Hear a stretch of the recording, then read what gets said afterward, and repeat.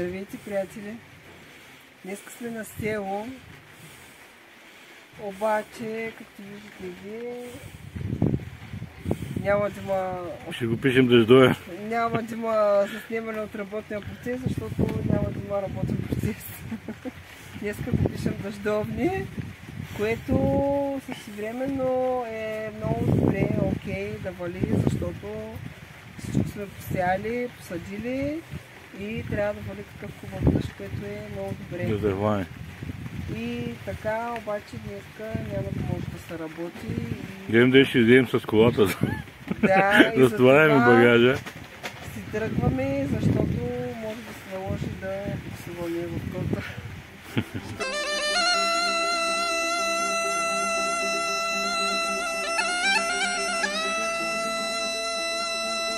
10:24. Тръгваме от Сливен. Проливен дъжд. От 8 часа не е спрял да вали. Казаха ни, че в село не валяло. Сега ще видим какво ще стане там, като един, тогава ще завали сигурно.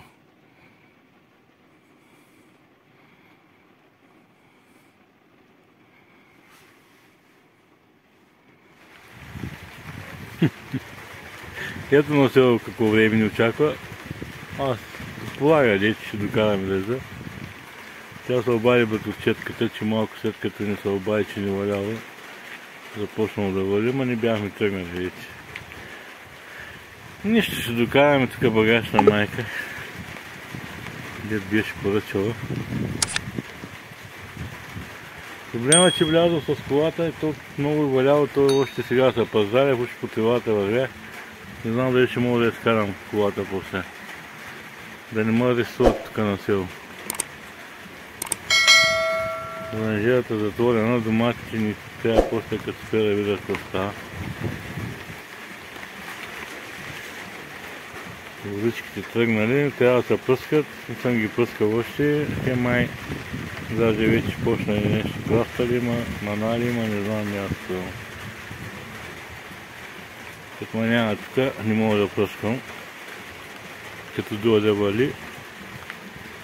На тия пампайци на село, затисме пампайци, защото не става работа с колко неделя само.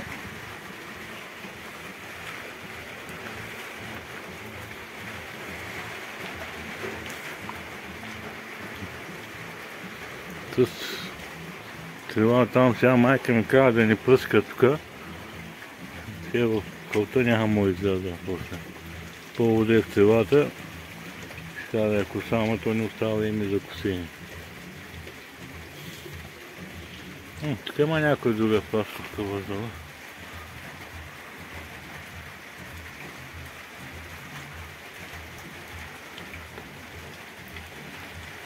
Сега ги разрежаме, тия да ги отрежат. Няма нужда от толкова с много листа. Аз понеже кастах новата с година и тя сега почва да пуска много за кос.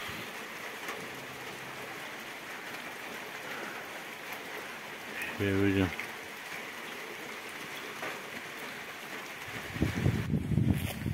Здравейте, приятели! Днеска сме на село, обаче, както виждате вие, няма да има... Ще го пишем дъждове. Няма да има заснемане от работния процес, защото няма да има работен процес. Днеска го пишем дъждовни, което същевременно е много добре, окей, да вали, защото всичко сме посяли, посадили и трябва да вали такъв хубав дъжд, което е много добре. Да заване. И така, обаче днеска няма да може да се работи. Днем да ще изидем с колата. Да, и разтоваряме багажа. Си тръгваме, защото може да се наложи да се вълни в колата. Защото много дъжд. Но ще ви покажем нещо друго. Пампайците от село къде ходят. Пампайците къде ходят, да. Може да ви кача даже тук като допълнение. Аз съм го заснел в клипа. Да видите, че пампайци обичаме и културни прояви. Не ходим само на село, някой не си мисли, че само на село ходим. Ние сме културтрегери, ходим на концерти и на такива работи. И на Рилския ходихме, на Чешмата на желанията, който не е ходил, ще ви покажем. Да, Ами не знам как да го направим клипа, то няма много материал от село. Може би ще го качим отделно тук, горе в дясно. Ще ви кача линк. Я покажи, ма. Е, тук горе. Ти на тебе се пада вляво. Ще кача линк. Да. То къде се пада? Е, тук горе. Е, тук горе. Там. Ще има линк за концерта. Ще видим там после другия материал.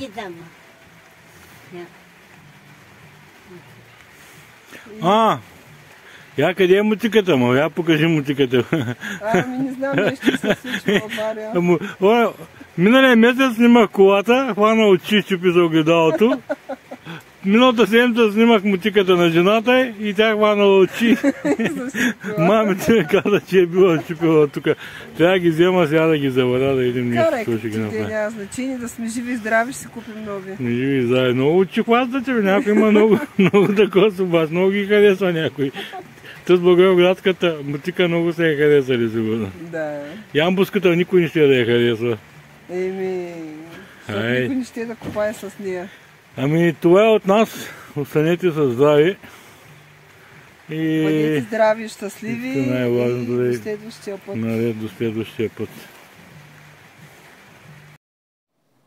Не, няма това да е края, понеже видеото стана прекалено кратко.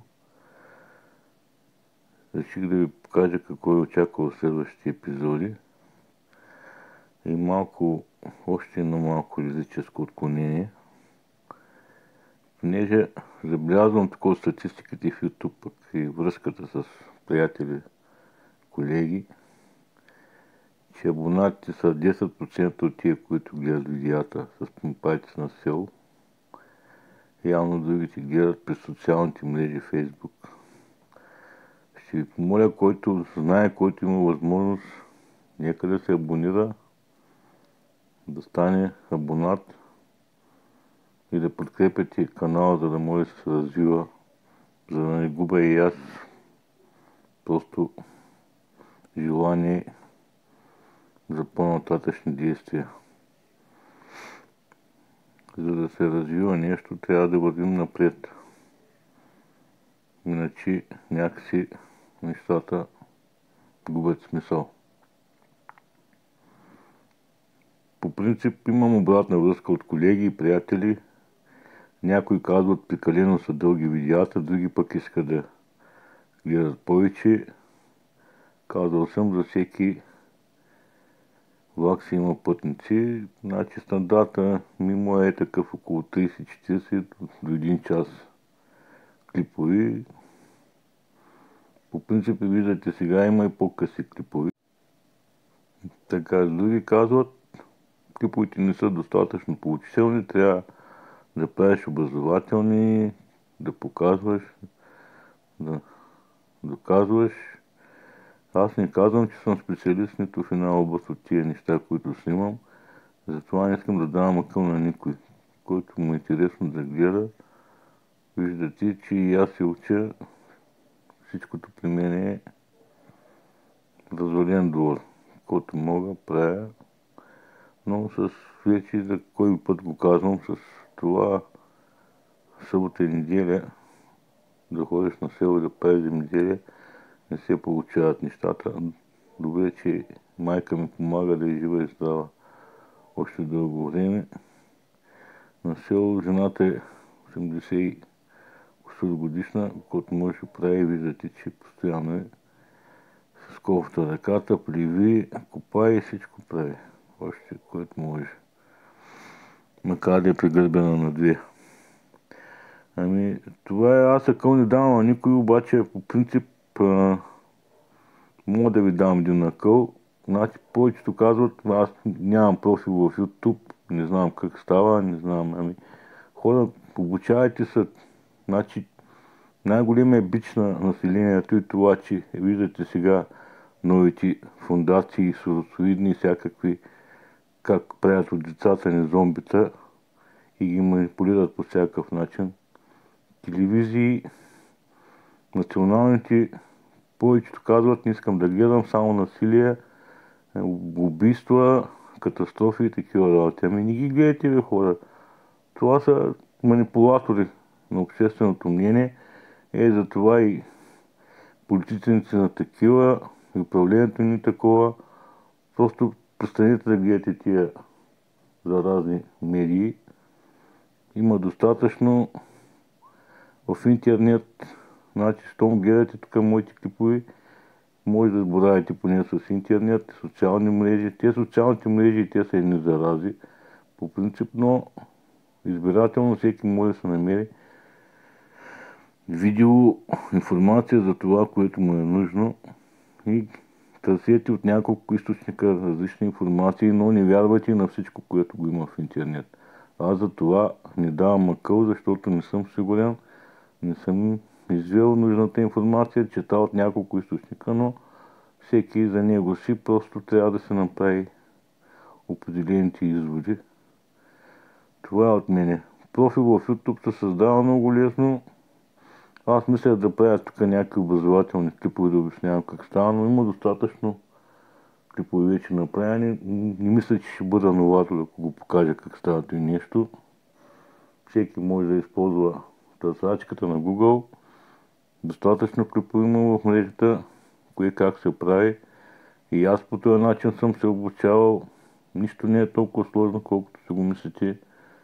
Просто трябва... Тук един приятел беше споделил скоро, не обичам хора, които седят вкъщи и си пият ракията и нищо не правят. Ами и аз по принцип съм на това мнение. Трябва постоянно нещо човек да се мъчи да се самосъвършенства и самообучава. Вече годинките са ни доста. Едва ли може нещо да се обучим, а виждате, че и аз доста неща не зная още и се мъча да си ги... Кот мога правя. Вече егенето ми закъсва, не помня много неща. Помням неща от детството, неща, които съм ги правил преди 2-3 дена ги забравям. Това си е напълно естествен нормален процес пред мен. На всички ви се случва. Надявам се, че няма да го отречете. Ами това е с физическите отклонения. Сега мисля, понеже тук ми се казаха пък приятели и колеги, че последно време не съм пял, ами явно им харесва пък фалшивото ми пеене, зато и че ще продължа с новата музикална загадка. Просто имам тук една вест, ще ви покажа след малко. То няма да ви покажем, направо ще ви го изпея. Айде, дано сте останали още с мене до края. Малко още остава.